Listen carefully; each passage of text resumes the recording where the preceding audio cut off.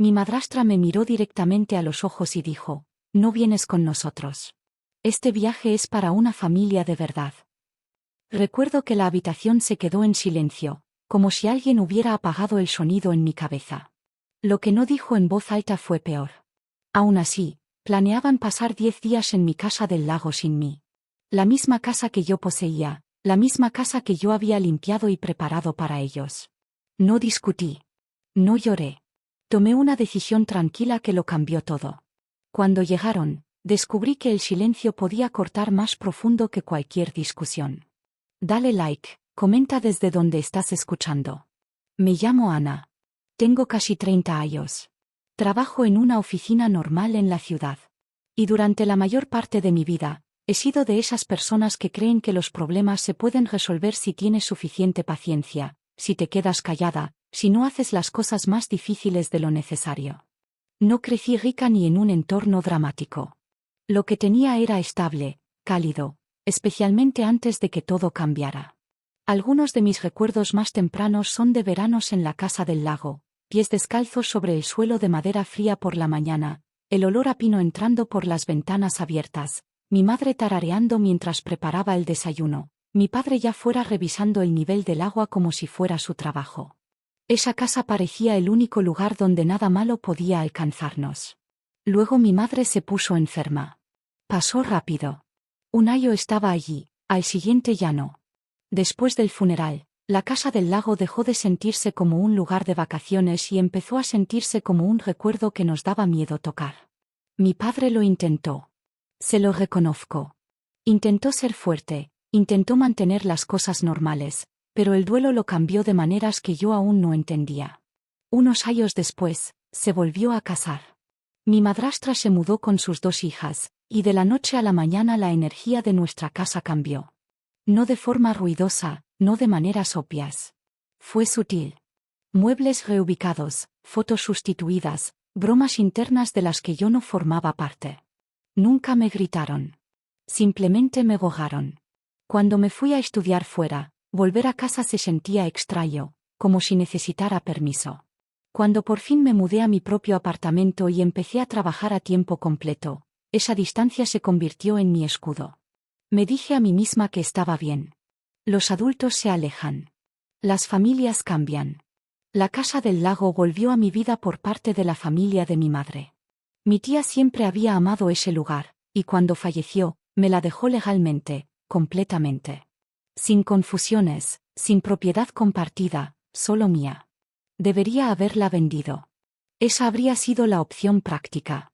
Pero algo en mí no podía. Esa casa guardaba la versión de mi familia que una vez se sintió real. Cuando mi padre y mi madrastra empezaron a preguntar si podían usarla de vez en cuando, dije que sí. Quería creer que la generosidad podía arreglar lo que la distancia no había arreglado. Quería volver a sentirme incluida. Así que cuando propusieron unas vacaciones de verano juntos, todos bajo el mismo techo, me sentí esperanzada, realmente esperanzada. Me dije que este era nuestro reinicio, nuestra oportunidad de actuar por fin como una familia otra vez. No tenía ni idea de que estaba preparando mi propio reemplazo. La idea del viaje surgió de manera casual, como si no fuera gran cosa. Estábamos sentados en el salón de mi padre, la tele baja, algo olvidable de fondo. Mi madrastra mencionó lo bonito que sería escaparse juntos antes de que acabara el verano. Unos días junto al agua, aire fresco, tiempo para reconectar. Lo dijo como si ya estuviera decidido. Miré a mi padre. Sonrió y asintió de la misma manera que siempre hacía cuando no quería discutir. Podría ser bueno para todos nosotros, dijo. Sentí que algo se aflojaba en mi pecho. No me di cuenta de cuánto había estado esperando oír eso. Desde ese momento, me entregué por completo a la planificación. Subí a la casa del lago en mis días libres.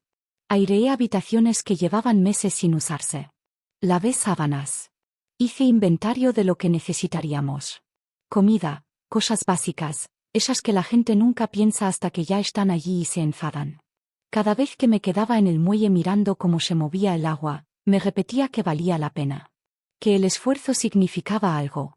Que las familias no sanan de la noche a la mañana, pero sanan apareciendo. Hubo pequeños momentos que no me cuadraban. Mi madrastra hablaba de los arreglos para dormir sin consultarme. Invitó a las parejas de sus hijas sin mencionarlo hasta después. Cuando intentaba opinar, sonreía y decía, ya lo resolveremos. Luego cambiaba de tema. Ignoré la sensación apretada en el estómago. Me dije que estaba siendo sensible. Unos días antes del viaje, mi padre me pidió que pasara por allí. Dijo que querían repasar detalles. Entré con un cuaderno ya pensando en comidas y horarios. No llegamos tan lejos. Mi madrastra no se sentó. Se quedó de pie, brazos cruzados, sueltos como si se preparara para dar una mala noticia, pero sin querer parecer cruel. Pronunció mi nombre una vez, despacio. Luego dijo, hemos decidido que sería mejor que no vinieras en este viaje. Al principio me reí, solo un soplo de incredulidad. ¿Qué quieres decir? No dudó. Esto va en serio de unir a la familia. Unas vacaciones de familia de verdad. Las palabras cayeron pesadas, definitivas. Me giré hacia mi padre. Miraba sus manos. Esperé. Los segundos se alargaron. Nunca levantó la vista. Le pregunté en voz baja si él también lo sentía así. No dijo sí. No dijo no. No dijo nada en absoluto. Ese silencio hizo más daño que cualquier discusión podría haber hecho. Me quedé allí sosteniendo mi cuaderno, dándome cuenta de lo ridículo que era haber planeado comidas para gente que ni siquiera me quería en la mesa. Mi madrastra añadió que ya habían pedido días libres en el trabajo, que todo estaba organizado, que yo podía usar la casa después, como si me estuviera haciendo un favor. No alcé la voz. No supliqué. Asentí una vez, dije que lo entendía, y me fui.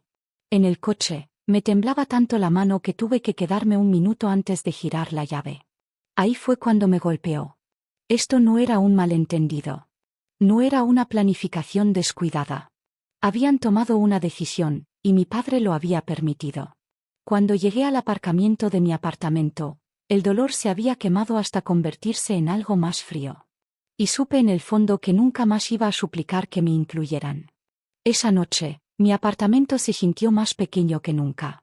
Dejé las llaves en el cuenco de la entrada y me quedé mirando la pared, repitiendo la conversación una y otra vez. La forma en que la voz de mi madrastra nunca vaciló. La forma en que mi padre no pudo mirarme a los ojos. La forma en que salí llevando un cuaderno lleno de planes que nadie quería que formara parte. No lloré de inmediato.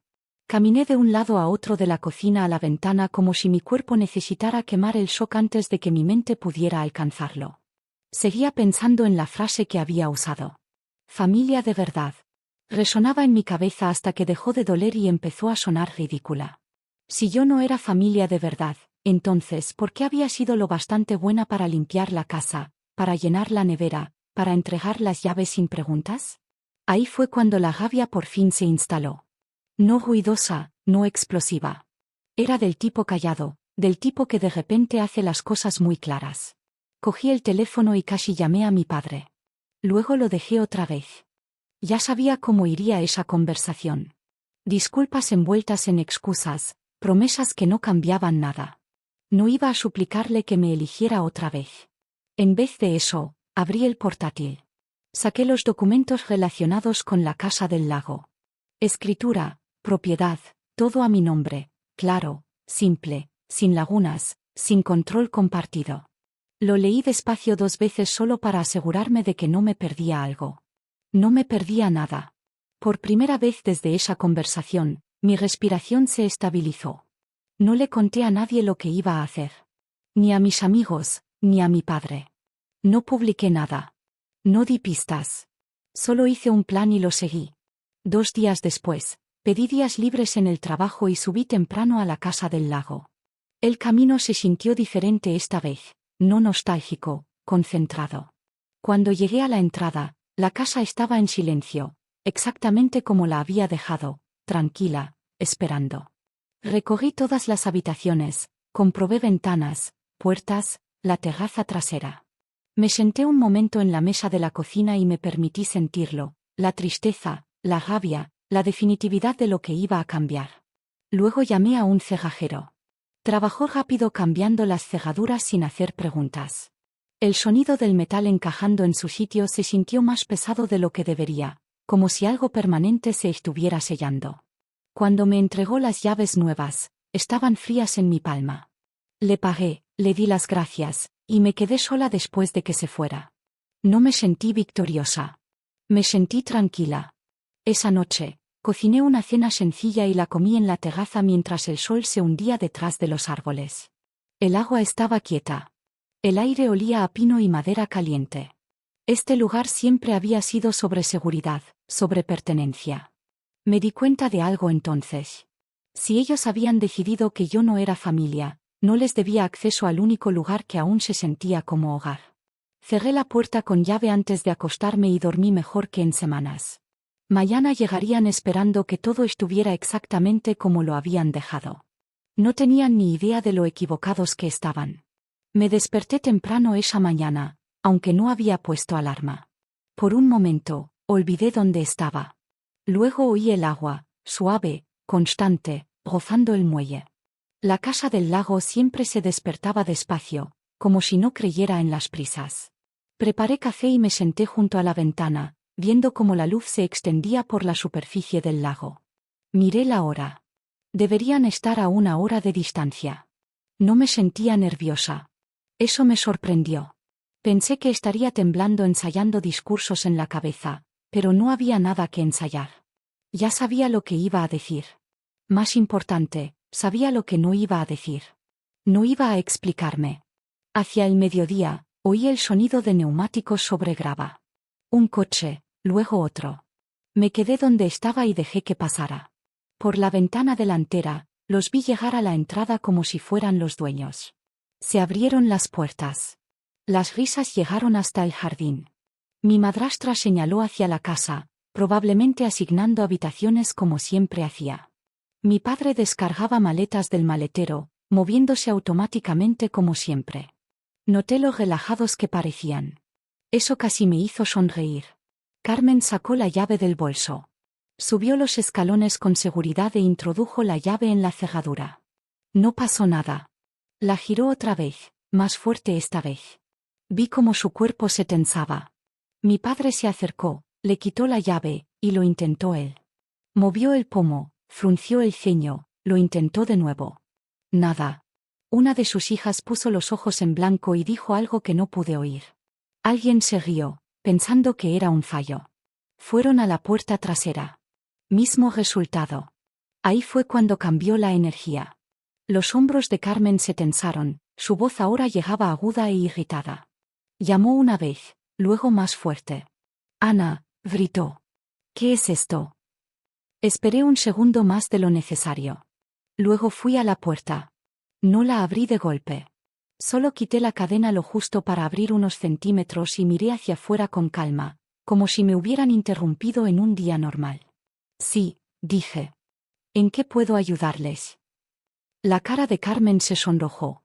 ¿Qué has hecho con las cerraduras? Ah, dije como si acabara de ocurrírseme. Las he cambiado. Su boca se abrió y se cerró. ¿Por qué harías eso? Me encogí de hombros ligeramente. Porque esta es mi casa. Una de sus hijas dio un paso adelante. Se supone que nos quedamos aquí. Lo sé. Dije que me lo habíais dicho. Mi padre por fin habló. Ana, esto no tiene gracia. Hemos conducido todo el camino. No estoy bromeando, dije. Mi voz no subió.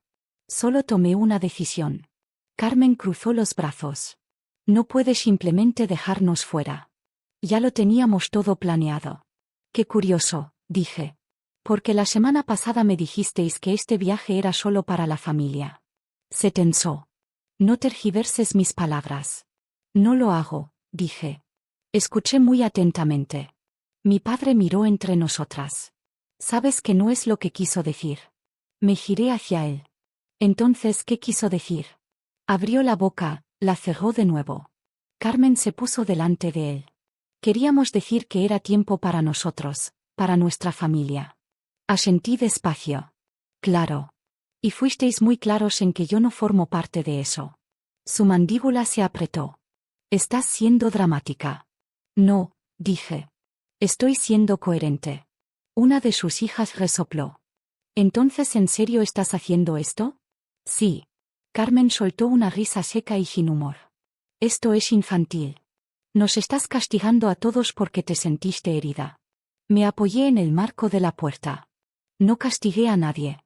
Solo decidí no prestar mi casa a personas que no me consideran familia. Me miró atónita. Tenemos derecho a estar aquí. No lo tenéis, dije. Tenéis la costumbre de asumir que sí. Ahí fue cuando mi padre dio un paso adelante, su voz desesperada. Ana, por favor, hablemos de esto dentro. Lo miré a los ojos. Hoy no hay dentro para vosotros.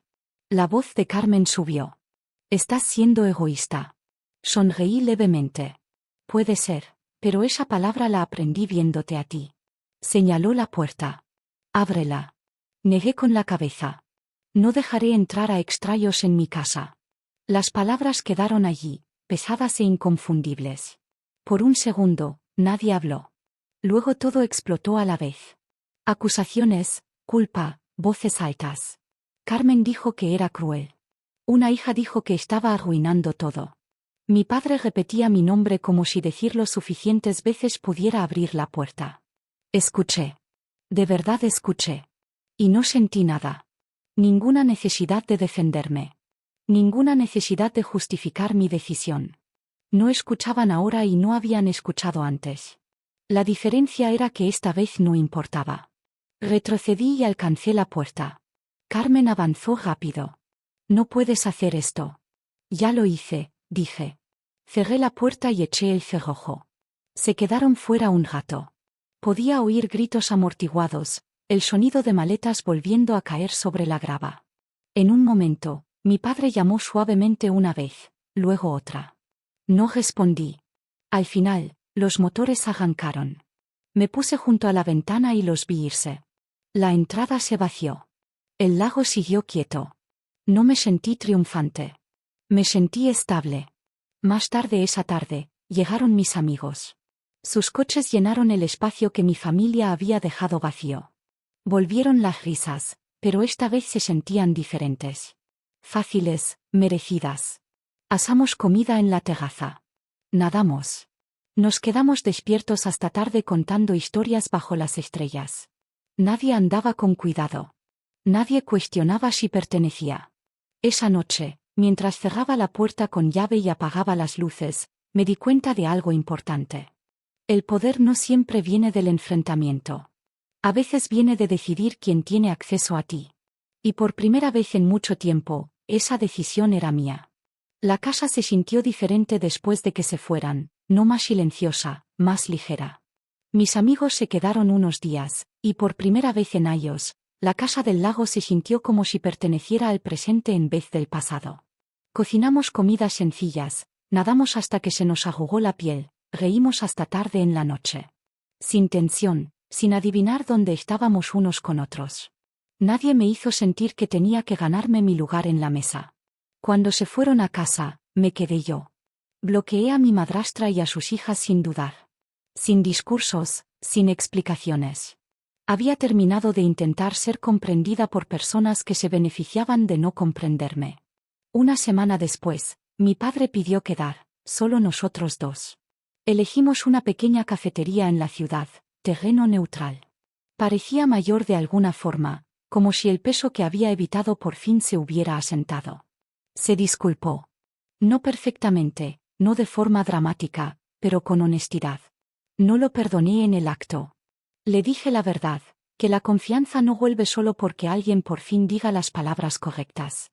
Si íbamos a tener una relación, sería despacio. Con cuidado, en mis términos. Él estuvo de acuerdo.